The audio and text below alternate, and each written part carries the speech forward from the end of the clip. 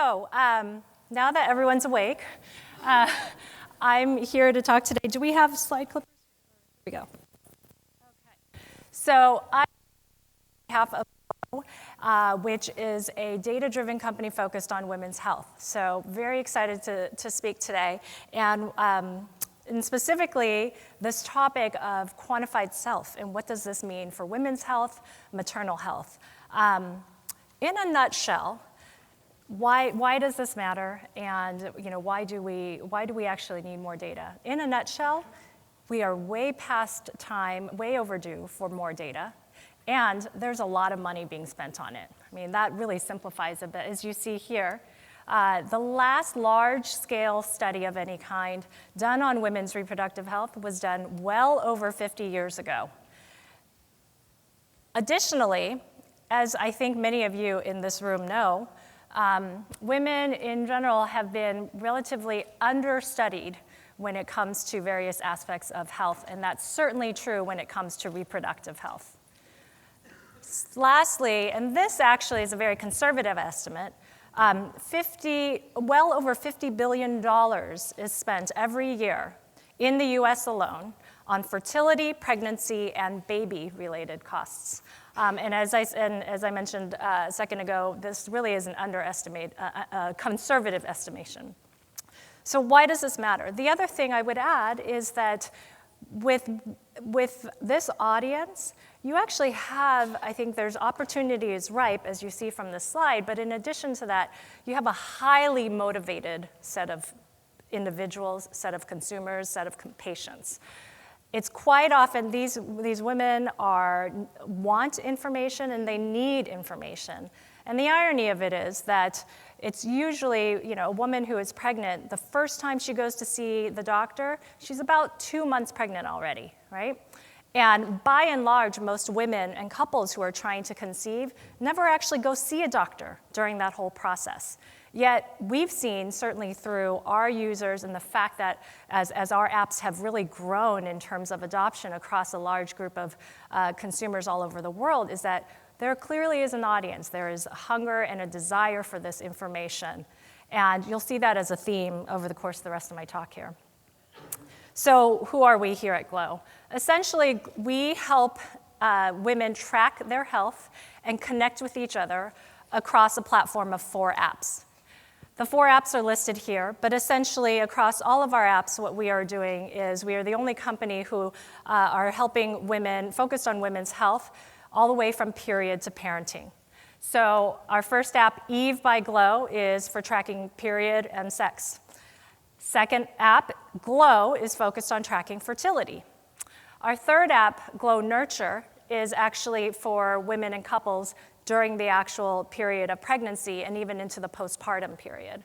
And then finally, Glow Baby, our newest app, helps women and couples, new parents essentially, track their baby's health in the first year of life.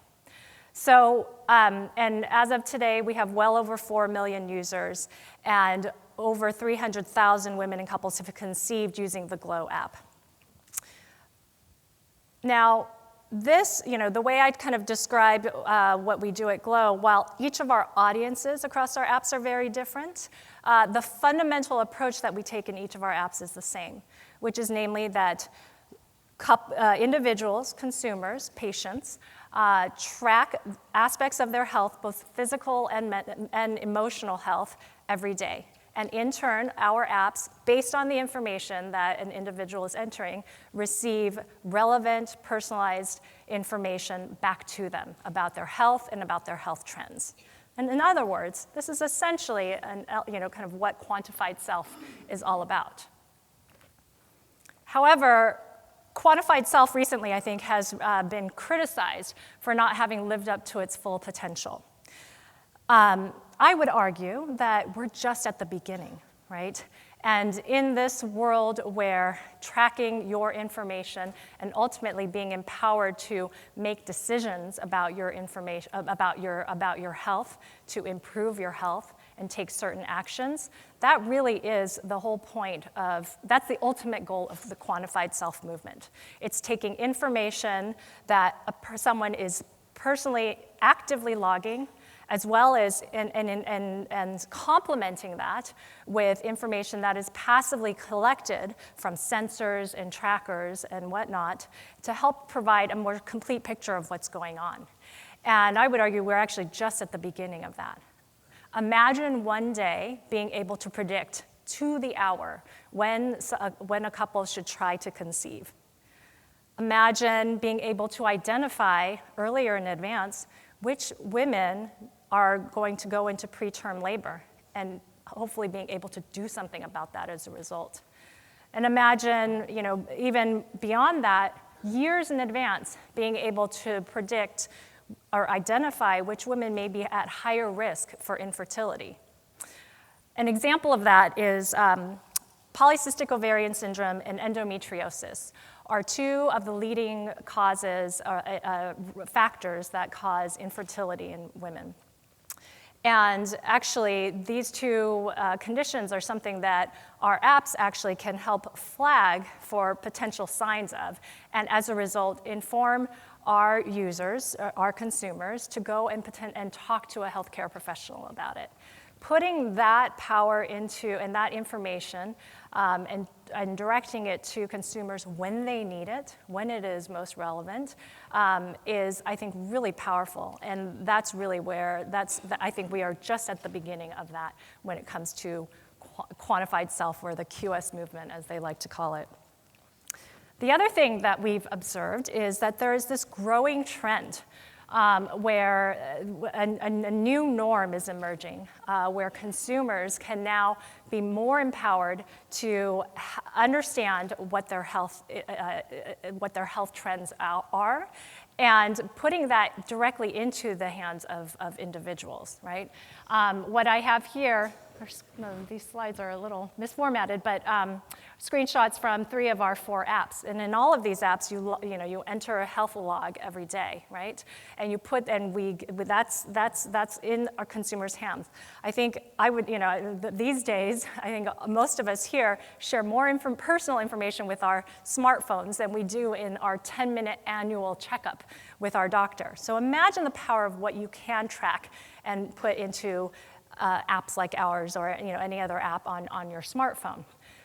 That's just the first step. That's awareness, right? The second step, though, is also being able to, and what we see from consumers loud and clear, is that they also want to be able to share that information with relevant people in their lives. That's medical professionals, that can be personal caregivers, people in their network. And that's something that our apps also do. We were very excited to partner with Apple on the launch of their framework Care Kit. And 2 of our apps, Glow Nurture and Glow Baby, were 2 of the 4 apps that first launched with the Care Kit integration. And what we've seen there is that really being able to do that and seeing companies like Apple launch frameworks like Care Kit really show that this movement towards empowering consumers with information about their health it's no longer a fad that's emerging. It is here, and it's roaring. And I think where we can help marry what consumers want and help facilitate more productive conversations with healthcare professionals, that can really ultimately lead to a win-win for everybody. The last thing I want to share with you here is, okay, I understand data and sort of why it might be important for an individual. What else? Part of what we do at Glow is really, our goal is to not just help empower consumers at the individual level, but take all of that data that we're collecting and ultimately identify trends at a large scale that hasn't really been done before. And this is just one example of a data finding that we've observed across our users. This visual here is about menstrual cycle length. And for those of you in the room who aren't familiar, a woman's menstrual cycle begins on day 1 of her period, and it ends when her next period begins. Now, there are a lot of reasons why the norm or the common belief is that every woman's cycle is 28 days, when in fact it's not the case. And what we've seen actually from our data is that 1 out of 3 women are incorrectly estimating their cycle by 6 days or more. And half of women are incorrectly estimating their cycle length by 4 days or more. That's almost a week. And whether you're trying to get pregnant or trying to make sure you don't get pregnant, that makes a big difference. And so this type of data I think, can be really powerful, not just in terms of sharing with the medical community, but also hopefully with individuals and with consumers. And we've just barely scratched the surface. So I think that was a quick 10 minutes. My time is up, but would love to share more with you, happy to chat. And our goal at GLOW will be to continue to share our data findings broadly, as more data emerges and more findings emerges. And then we are also doing it at the individual level every day for women and couples who are using our apps. Thank you very much.